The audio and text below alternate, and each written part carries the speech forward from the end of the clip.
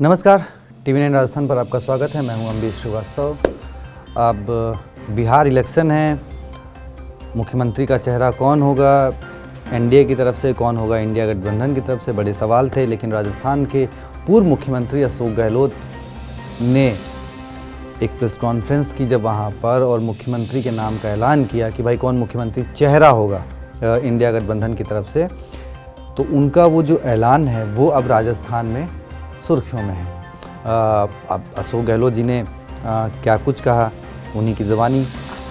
जो एक नौजवान है, लंबा फ्यूचर है इनके साथ में, और मेरा अनुभव से मैं कह सकता हूँ जिसका लंबा फ्यूचर होता है पब्लिक उनको साथ देती है। ये नौजवान है, कमिटमेंट रखते हैं। पिछली बार भी जो उन्होंने स्लोगन दिए थे, नौकरी के दो या कोई दो, या जो वादे किए थे उसमें खरे उतरे। युवा नेतृत्व के हाथों में कमान सौंपने का सबने डिसीजन लिया। अब युवा नेतृत्व के हाथों में कमान राजस्थान में चर्चा का विषय।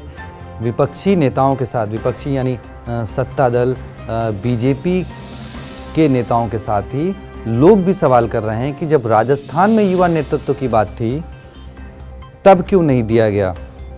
मैं आपको याद दिलाऊं 2018 की। 2018 विधानसभा के चुनाव थे, बीजेपी सत्ता में थी। सचिन पायलट कांग्रेस के प्रदेश अध्यक्ष थे, उनके नेतृत्व में चुनाव लड़ रही थी पार्टी कांग्रेस, और उम्मीद जताई जा रही थी कि भाई जब कांग्रेस बहुमत के करीब आएगी या बहुमत पाएगी तो मुख्यमंत्री सचिन पायलट होंगे। लेकिन कांग्रेस का वही राग कि भाई जीते हुए विधायक तय करेंगे, दिल्ली आला कमान तय करेगा। और फिर जब 99 विधायक आए तो दिल्ली दौड़ शुरू हुई कि भाई कौन मुख्यमंत्री होगा। पायलट समर्थक सड़कों पर आ गए, उन्होंने खून से खत तक लिखे। वो तस्वीरें भी आपने खूब देखी, लोगों का आक्रोश भी आपने खूब सड़कों पर देखा कि किस तरह सचिन पायलट को मुख्यमंत्री बनाए जाने के लिए जो है लोग सड़कों पर उतरे। दिल्ली तक उन्होंने चिट्ठियां भेजी। लेकिन दिल्ली में तत्कालीन कांग्रेस के अध्यक्ष राहुल गांधी, अशोक गहलोत, सचिन पायलट के बीच काफ़ी मंथन चला, और मंथन का नतीजा ये निकला कि राहुल गांधी ने एक तस्वीर पोस्ट करी दोनों नेताओं के साथ और लिखा the ultimate colour of Rajasthan, और इसी के साथ अशोक गहलोत को मुख्यमंत्री और सचिन पायलट को डिप्टी सीएम बना दिया गया। लेकिन वहीं से तकरार बढ़ी। कहा गया ये युवा और अनुभव का साथ कांग्रेस को भी आगे ले जाएगा, राजस्थान को भी आगे ले जाएगा। लेकिन नतीजा क्या हुआ कि 20 महीने भी पूरे नहीं हुए और युवा और अनुभव की तकरार जो है वो खुलकर सामने आई, और युवा अपने समर्थित विधायकों के साथ, यानी सचिन पायलट अपने समर्थित विधायकों के साथ दिल्ली का रुख कर लेते हैं।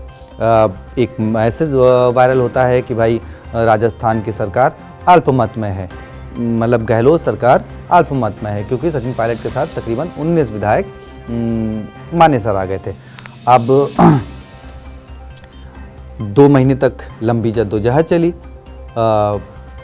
मनाने का दौर चला, इधर एक्शन का भी दौर चला। सचिन पायलट को उप मुख्यमंत्री के पद से हटा दिया गया, कांग्रेस के प्रदेश अध्यक्ष के पद से हटा दिया गया, उनके साथ ही जो अन्य 2 मंत्री थे उनको भी पद से हटा दिया गया, उन सब की सदस्यता निरस्त कर दी गई जो विधायक उनके साथ गए थे। तो एक तरीके से माना जा रहा था, और आरोप ये लगा, सबसे बड़ा बात तो कि आरोप ये लगा कि सचिन पायलट नकारा है, निकम्मा है, कुछ काम नहीं करते, लोगों को लड़वाते हैं। और ये बात मैं नहीं कह रहा हूँ, ये बात बाकायदा बयान है पूर्व मुख्यमंत्री यानी वर्तमान मुख्यमंत्री अशोक गहलोत का, वो भी आपको सुनवा देता हूँ।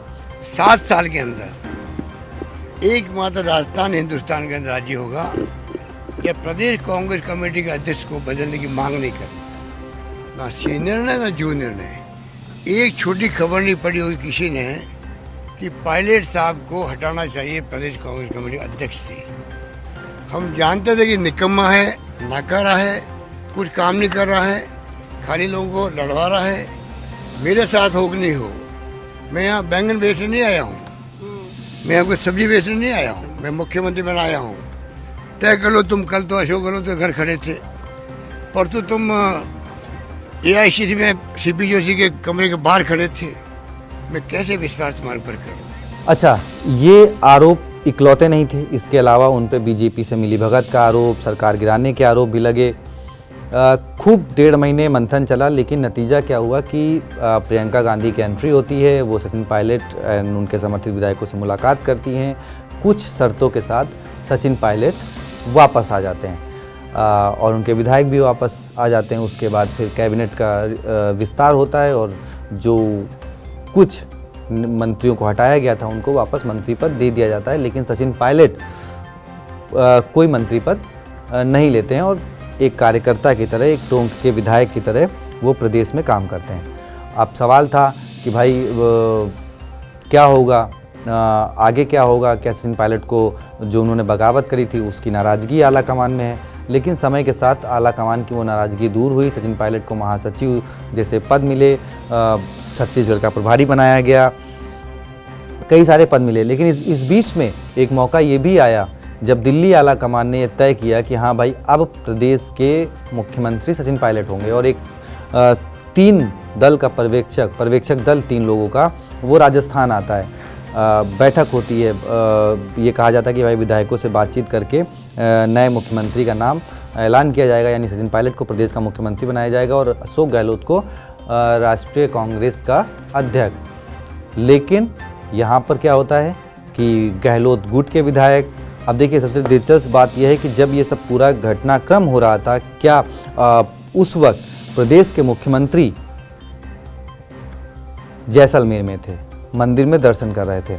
अब यहाँ पे एक बात आती है कि क्या ये पूरा घटनाक्रम स्क्रिप्टेड था? जो विधायकों के इस्तीफे हुए, जो शांति धारीवाल के घर मीटिंग हुई, क्या वो स्क्रिप्टेड थी? और क्या उसकी स्क्रिप्ट मौजूदा मुख्यमंत्री अशोक गहलोत ने लिखी थी? लेकिन खैर जो भी रहा, सचिन पायलट मुख्यमंत्री फिर नहीं बन पाए। अब जिन लोगों को लगता है कि हाँ दिल्ली आला कमान सब कुछ तय करता है, तो फिर उस दिन तो दिल्ली आला कमान ने तय कर दिया था कि हाँ भाई सचिन पायलट जो है मुख्यमंत्री बनाए जाएं। फिर विधायकों के इस्तीफे क्यों हुए? और अगर सब जगह विधायक ही तय करते हैं तो फिर ये क्यों कहा जाता है कि जो दिल्ली से तय होगा वो किया जाएगा? क्योंकि सचिन पायलट से जब अक्सर पूछा जाता है कि क्या 2028 में आप मुख्यमंत्री का चेहरा होंगे, क्या कांग्रेस आपके चेहरे पर चुनाव लड़ेगी, तो वो कहते हैं हमें तो जो दिल्ली से आदेश मिलता है हम तो उसी हिसाब से काम करते हैं। तो फिर दिल्ली से जब आदेश मिलते हैं तो फिर दिल्ली से तो आदेश से भी देगा सचिन पायलट को 2020 में मुख्यमंत्री बनाया जाए, लेकिन नहीं बने।